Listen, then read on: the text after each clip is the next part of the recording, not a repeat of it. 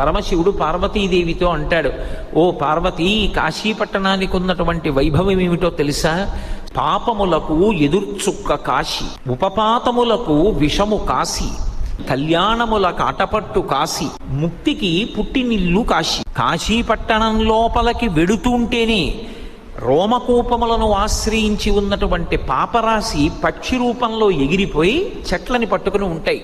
మళ్ళీ వాడు బయటికి వస్తాడేమోనని 9 రాత్రులు కాశీపట్టణంలో ఎవరు పొలిమేర దాటకుండా గడుపుతారో ఇక వాడు మళ్ళీ 9 నెలలు అమ్మ కడుపులో పడుకోవలసిన అవసరం పోయింది. కాబట్టి ఇక ఆ పాపములు ఆ వ్యక్తిని పట్టుకుని ప్రయోజనం ఉండదు. కాబట్టి ఇక ఆ పాపములు అక్కడతో వెళ్ళిపోతాయి, ఆ వ్యక్తిని పట్టుకోవు.